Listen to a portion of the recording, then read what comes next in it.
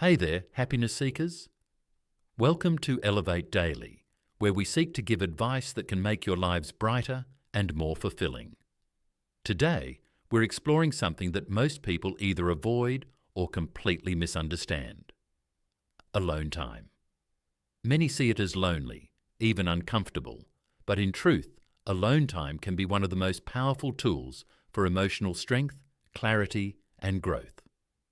Before we get started, make sure to like this video and subscribe to Elevate Daily if you enjoy learning about happiness, resilience, and mental well-being.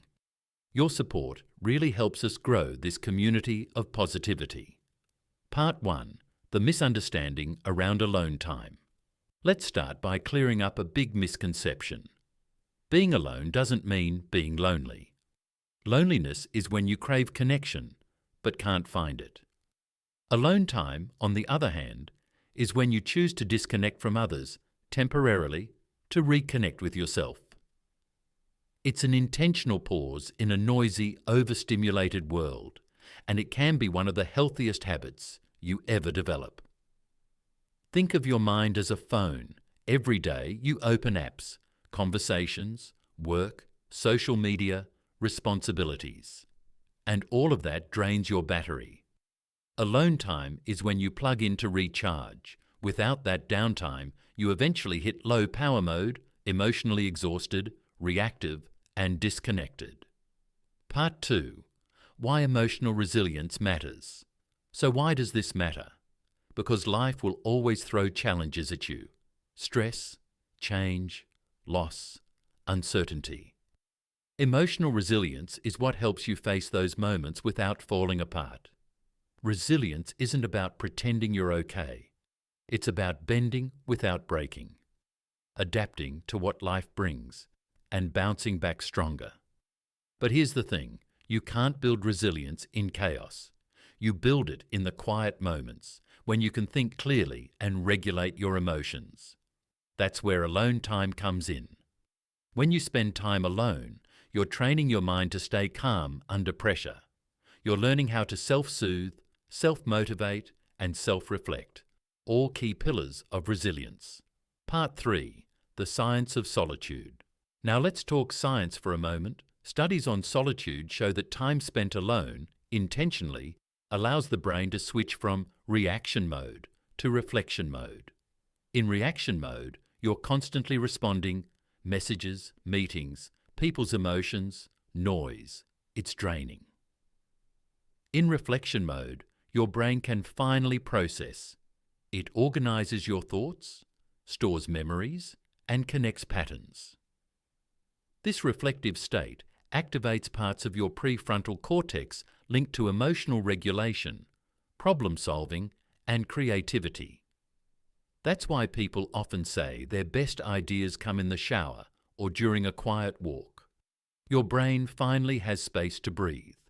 And when your mind is calm and organized, resilience naturally follows. You're no longer reacting to life.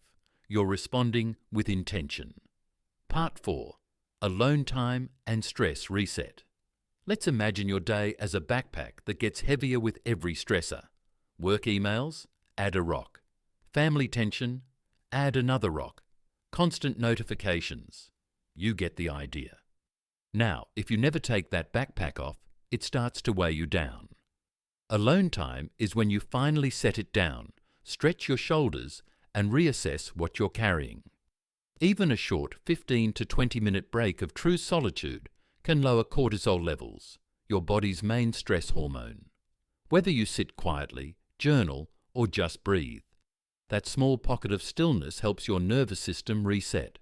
This isn't about escaping your problems.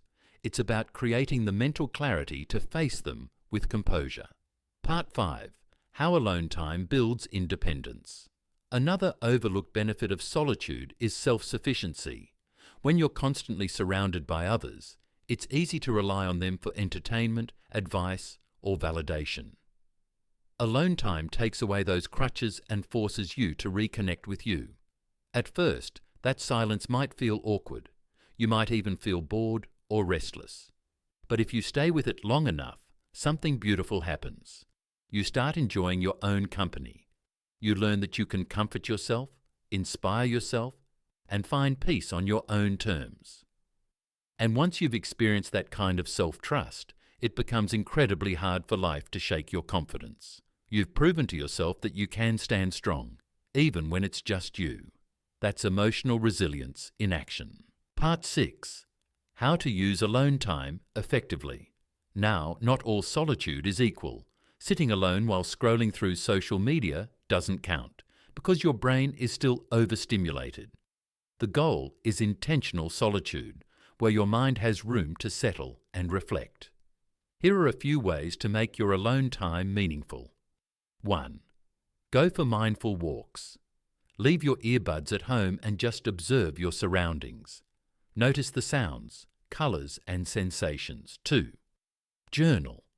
Write freely about how you feel, what you're grateful for, or what's been on your mind. It helps you understand your inner world. 3. Meditate or breathe deeply. Even 10 minutes of stillness can calm your thoughts and slow your heartbeat. 4.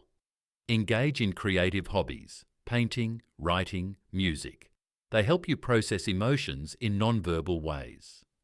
5. Try solo adventures. Visit a cafe, park, or even take a short trip alone. It can build confidence and a stronger sense of independence. Remember, the quality of your alone time matters more than the length. Even short, intentional moments add up. Part 7. Facing the fear of being alone. Now, it's important to acknowledge that solitude can feel scary at first. Many people fear being alone because it forces them to face thoughts and feelings they've been avoiding. But here's the reframe. Facing yourself isn't something to fear. It's something to celebrate. Because the better you understand your own mind, the less control fear and stress have over you. When you can sit in silence and feel okay, you become emotionally self-reliant. That's the kind of resilience that can't be shaken by rejection, loss, or uncertainty. It's not about building walls. It's about building inner peace. Part 8. Balancing solitude and connection. Now, let's be clear. Humans are social creatures. We thrive on love, support, and community. Too much isolation can harm your mental health. The secret isn't choosing between solitude or connection. It's balancing the two. Alone time refuels you, and connection gives you purpose. One without the other leads to imbalance. Think of it like a rhythm. Inhale solitude, exhale connection. Each one feeds the other. When you spend time alone, you bring a calmer, more grounded version of yourself to your relationships. So, happiness seekers, here's your gentle reminder. Wanting time alone isn't selfish. It's self-care. Alone time gives your mind space to recover, your emotions room to breathe, and your spirit the strength to keep going. If you found this video helpful, please like it and subscribe to Elevate Daily. It really supports the channel and helps us reach more people who want to grow emotionally stronger and happier. And tell us in the comments, how do you like to spend your alone time? Maybe you journal, walk, meditate, or just enjoy a cup of coffee in peace. We'd love to hear your thoughts.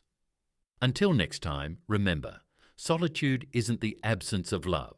It's the practice of returning to yourself.